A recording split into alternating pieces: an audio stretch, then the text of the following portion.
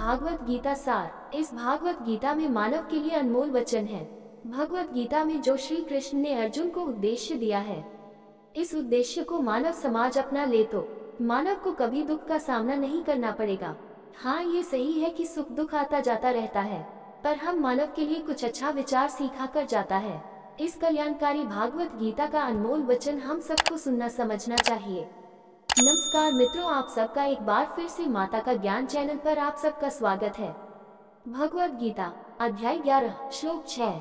पश्यादित्यन वसून रुद्रांश्विनो मरुतस्तथा बहुन्य दृष्टदर्शानि पश्यश्चरायणि भारत। पश्यादित्यम वसु रुद्रम अश्विनो मरुतस्तथा बहुनि अधिष्ठित पूर्वाणि पश्यश्चर्याणि भारत। पश्य देखो, आदित्यान अदिति के 12 पुत्र, वसुन 8 वसु, रुद्रान 11 रुद्र, अश्विनो जुड़वा अश्विनी कुमार, मरुता 49 मरुत, तथा बहुनी अनेक, अदृष्ट कभी प्रकट नहीं हुआ, पूर्वाणी पहले, पश्य देखो, आश्चर्यानि चमत्कार, भरत अर्जुन भरत का वंशज। पश्यादित्यम वसुन रुद्रम अश्विनो मरुतस तथा बहु अदृष्ट पूर्वाणी पश्यश्चर्यानि भारत। अनुवाद, मुझ में देखो हे भरत के वंशज, अदिति के 12 पुत्र, 8 वसु, 11 रुद्र, जुड़वा अश्विनी कुमार, साथ ही 39 मरुत और भी कई चमत्कार पहले कभी प्रकट नहीं हुए। भगवान के सार्वभौमिक रूप में न केवल पृथ्वी पर मौजूद चमत्कार शामिल हैं, बल्कि उच्च ग्रह प्रणालियों में मौजूद चमत्कार भी शामिल हैं, जिन्हें पहले कभी इस तरह से एक साथ नहीं देखा गया था। उन्होंने आगे खुलासा किया कि स्वर्गीय देवता उनके दिव्य रूप के छोटे छोटे टुकड़े हैं। वह 12 आदित्यों, 8 वसुओं, 11 रुद्रों, 2 अश्विनी कुमारों के साथ साथ अपने भीतर 39 मरुतों को भी दर्शाता है। अदिति के 12 पुत्र हैं, धाता, मित्र, अर्यमा, शक्र, वरुण, अंश, भग, विवस्वान, पूषा, सविता, त्वष्टा, वामन। 8 वसु हैं, दारा, ध्रुव, सोम, अहा, अनिल, अनल, प्रत्यूष, प्रभास। 11 रुद्र हैं, हर, बहुरूप, त्रयंबक, अपराजिता, वृषकपि, शंभु, कपर्दी, रेवत, मृगव्याध, सर्व, कपाली। दोनों अश्विनी कुमार देवताओं के जुड़वा जन्मे चिकित्सक हैं। 49 मरुत पवन देवता हैं, सत्व ज्योति, आदित्य, सत्य ज्योति, तिर्यक ज्योति, सज्योति, ज्योतिष्मान, हारित, ऋचित, सत्यजित, सुषेण, सेनाजित, सत्यमित्र, अभिमित्र, हरिमित्र, कृत, सत्य, ध्रुव, धारता, विधाता, विधाराय, ध्वनित, धुनि, उग्र, भीम, अभियु, साक्षी, इद्रिक, अन्याद्रिक, याद्रिक, प्रतिकृत, ऋक, समिति, समरम, इद्रिच, पुरुष, अन्यद्रिक्ष, चेतस, समिता, समिद्रिक्ष, प्रतिदिक्षा, मारुति, सरता, देव, दिशा, यजुः, अनुद्रिक, साम, मनुष्य और विष। भगवद गीता अध्याय 11 श्लोक 7। इहकस्त जगत कृत्स्न पश्यद्य सचराचरम मम देहि गुडाकेश यच्चान्यदृष्टुमित्सि। इहकस्त जगत कृत्स्न पश्यद्य सचराचरम देहि गुडाकेश यच्चान्यदृष्टुमिच्छासि। यहाँ एक स्तंभ एक साथ एकत्रित, जगत ब्रह्मांड कृत्स्न संपूर्ण, पश्यत देखो, आद्या अब, साथ साथ, चर गतिशील, अचरम न चलने वाला, माँ मेरी देह इस रूप में, गुडाकेश निद्रा को जीतने वाला अर्जुन, यह जो कुछ भी जब भी, अन्यत अन्यथा, दृष्टु देखना, इच्छासी आपकी इच्छा। एहिकास्त हम जगत कृत्स्नम पश्यद्य सचराचरमम देहि गुडाकेश यच्चान्य दृष्टुम इच्छासी। अनुवाद, अब देखो हे अर्जुन, संपूर्ण ब्रह्मांड सभी चर और अचर सहित मेरे सार्वभौमिक रूप में एक साथ एकत्रित हो गया है, और जो कुछ भी तुम देखना चाहते हो वह सब इस विश्व रूप में ही देखो। श्री कृष्ण द्वारा उनके रूप को देखने के निर्देश को सुनने के बाद अर्जुन को आश्चर्य हुआ कि इसे कहाँ देखा जाए। तो श्री कृष्ण कहते हैं कि यह सर्वोच्च दिव्य व्यक्तित्व के शरीर के भीतर है। वहाँ वह अनंत ब्रह्मांडों को उनकी सभी चर और अचर सत्ताओं के साथ देखेगा। प्रत्येक इकाई सार्वभौमिक रूप में मौजूद है और अतीत और भविष्य की घटनाएं भी सार्वभौमिक रूप में मौजूद हैं। इस प्रकार अर्जुन पांडवों की जीत और कौरवों की हार को एक ऐसी घटना के रूप में देख पाएंगे जो ब्रह्मांड के लिए ब्रह्मांडीय योजना के प्रकटीकरण का एक हिस्सा है। भगवद गीता अध्याय 11 श्लोक 8। न तु मां शक्यसे दृष्टुम नेनैव स्वचक्षुषा दिव्यम ददामि ते चक्षु पश्य मे योगमेश्वरम। न तु मां शक्यसे द्रष्टुमनेनैव स्वचक्षुषा दिव्यम ददामि ते चक्षु पश्य मे योगमीश्वरम। न नहीं तू, परंतु मां मैं, शक्यसे कर सकते हो, द्रष्टुम देखना, अनेना इनके साथ, इत्सम स्वचक्षुष अपनी भौतिक आंखों से, दिव्यम दिव्य, ददामी देता हूँ, ते तुम्हें चक्षु आंखें, पश्य देखो, मैं मेरा, योगम ऐश्वर्य राजसी ऐश्वर्य। न तु मम शाक्यसे द्रष्टुमनेनैव स्वचक्षुष दिव्यम ददामि ते चक्षु पश्य मे योगमीश्वरम। अनुवाद, परंतु तुम अपनी इन भौतिक आंखों से मेरे विश्व रूप को नहीं देख सकते, अतः मैं तुम्हें दिव्य दृष्टि प्रदान करता हूँ। मेरे राजसी ऐश्वर्य को देखो। जब परमेश्वर संसार में अवतरित होते हैं तो उनके दो प्रकार के रूप होते हैं, एक भौतिक रूप जिसे भौतिक आंखों से देखा जा सकता है और दूसरा उनका दिव्य रूप जिसे केवल दिव्य दृष्टि से देखा जा सकता है।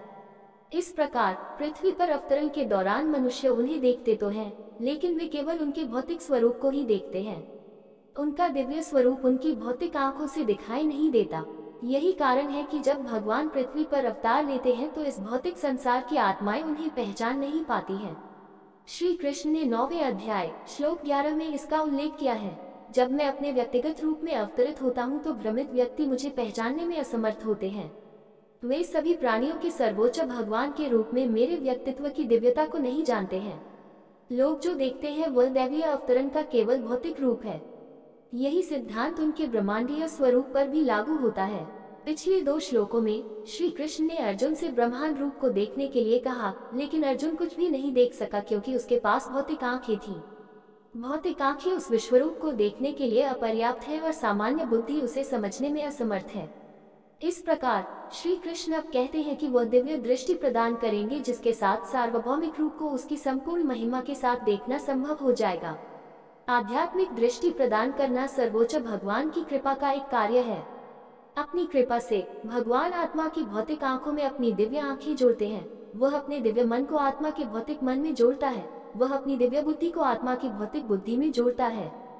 फिर ईश्वर की दिव्य इंद्रियों, मन और बुद्धि से सुसज्जित आत्मा उनके दिव्य स्वरूप को देख सकती है, सोच सकती है और समझ सकती है।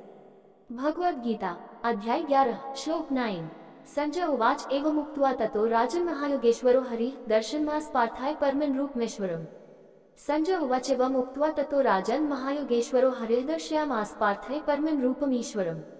संजय उवाच संजय ने कहा एवं इस प्रकार उक्त्वा बोलकर ततः फिर राजन राजा महायोग ईश्वर योग के सर्वोच्च भगवान हरि श्री कृष्ण दर्शयामास प्रदर्शित पार्थाय अर्जुन को परमं दिव्य रूपमेश्वरम ऐश्वर्यपूर्ण रूप।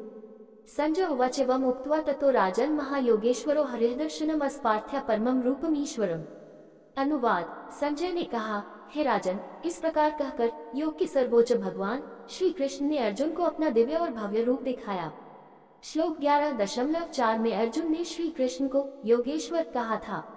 अब संजय उन्हें महायोगेश्वर के रूप में संदर्भित करते हैं। सभी योगियों के भगवान संबोधन में अतिशयोक्तिपूर्ण महान जोड़ते हैं। संजय को उनके गुरु वेद व्यास ने दूरदर्शी दृष्टि का वरदान दिया था, अतः उन्होंने भी भगवान के विश्वरूप को वैसे ही देखा जैसे अर्जुन ने देखा था। अगले 4 श्लोकों में संजय धृतराष्ट्र को वह वर्णन करते हैं जो अर्जुन ने देखा। ऐश्वर्य शब्द का अर्थ है ऐश्वर्य। ईश्वर का लौकिक रूप उसके ऐश्वर्यों की अभिव्यक्ति से परिपूर्ण है और ये देखने वाले में भय और श्रद्धा उत्पन्न करता है। भगवद गीता अध्याय 11 श्लोक 10-11। अनेक वक्त्रनयनम नेकाद्भुत दर्शनम अनेक दिव्य भरण दिव्यानेकोद्यतायुधम 10 दिव्य माल्याम्बरधर दिव्य गंधानुलेपनम सर्वाचरायमयम देवमनंतम विश्वतोमुखम। अनेक वक्त्र नयनम अनेकाद्भुत दर्शन अनेक दिव्याभरणम दिव्यनेकोद्यतायुध दिव्य माल्यम्बरधरम दिव्य गंधानुलेपनम सर्वाश्चर्यमयम देवम अनंतम विश्वतोमुखम।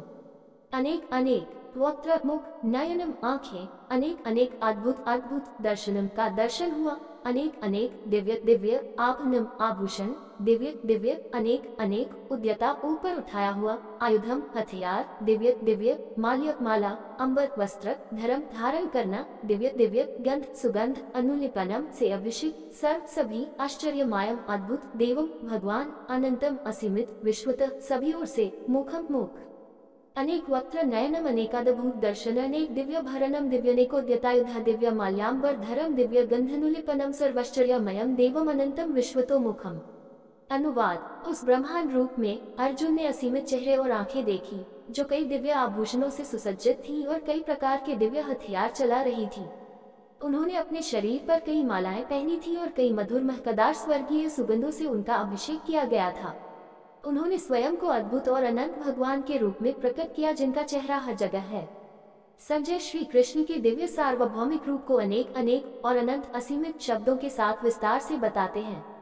संपूर्ण सृष्टि ईश्वर के ब्रह्मांडीय रूप का शरीर है और इसलिए इसमें अनगिनत चेहरे, आंखें, मुंह, आकार, रंग और रूप शामिल हैं।